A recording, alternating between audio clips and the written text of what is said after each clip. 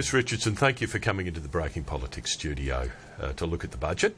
The government says $17 billion revenue write-down, enormous, huge impact on the budget. The opposition says the government's been spending like a drunken sailor, the revenue isn't really that bad, its own spending is the problem.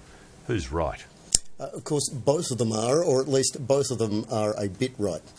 Yes, revenue is being written down at the moment, other things equal. That's the immediate reason we've got a deficit. But the main reason we've got a deficit, that really stretches back a decade. Both sides of politics, when in government, have spent a fortune, have cut taxes quite a lot, assuming that the biggest ever boom in Australian economic history would be permanent, so they made permanent promises off the back of it. It's only now, that the tide has gone out, if you like, that the ongoing costs of that and the ongoing deficits from that are clear. So Liberal Howard government spending commitments are still very much alive in the budget problem that Labor now faces. Look, very true, and indeed the 8 tax cuts in a row, all announced during the Howard government, but some of them actually delivered during the Rudd government. Yes, both sides of politics have fingerprints all over today's budget problem. Lots of talk about a sensible, believable return to surplus now that the one we thought we were having has been abandoned. What is a believable return to surplus? Do we need to see a black number somewhere in those forward estimates on the bottom line of the budget, or could Wayne Swan believably say, no, they're all in deficit, but believe me, we're getting back to surplus? Look, I would like to see one of them, presumably the last one, 16-17, showing up a surplus. The government is announcing, in essence, sensible things, stuff like saying they won't go ahead with what had been a planned increase in family benefits, they won't go ahead with what had been a planned further tax cut. You do a few more of those sorts of things and you can get back to a surplus in the last year that the budget will forecast.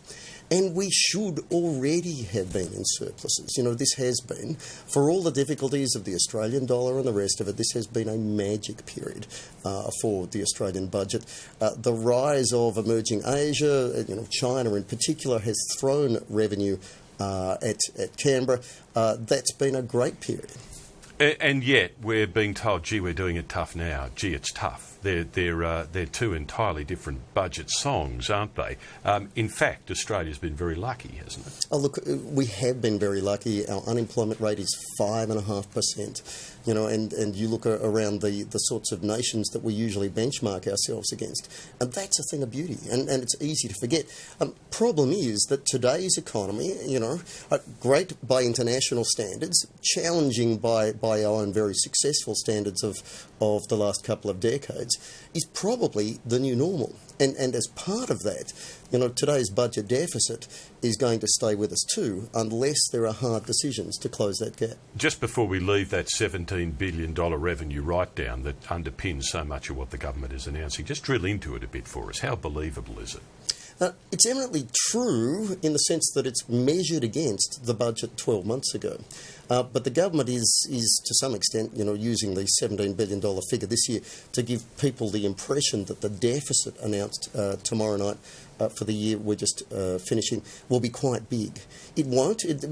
Depends on the definition of big. It certainly won't be $17 billion. It'll be somewhere around $11 billion. The write-down in revenue since the last time Treasury released its forecast in October has been $12 billion. The $17 billion write-down refers to the period a year ago. So there's a bit of quaint accounting going on there, isn't there? We're in the lovely, that week before the budget, there are several elements of kabuki theatre going on. One is that the government announces some of the bad stuff and puts its spin on it so that the good stuff can get lots of attention when it comes out tomorrow night. But the other is the government of the day always talks up how big a challenge they face and how, if they come up with something halfway reasonable under the circumstances, they'll be heroes. We've seen it before, we'll see it again. OK, and if we are given a surplus figure right out at the end of the forward estimates in that last year on the forward estimates in the budget, how much faith have you got that will be a permanent, or never permanent, but a decent upward trend that can be sustained for years going forward, or might it be a bit of kabuki theatre?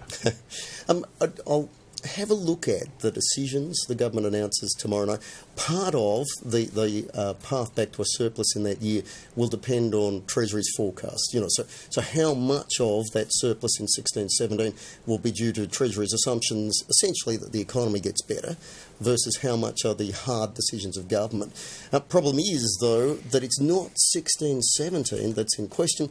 Both sides of politics have now signed up to some very expensive, probably good, but very expensive policies in disability care and Gonski's school reform. The cost of those absolutely skyrockets in the years just beyond the ones Treasury forecasts. My guess is, 5 minutes of surplus sunshine and then back to deficit. How convenient. The really big costs are just over the horizon. We've seen a lot of this over the years. Election years are games of delay and phase.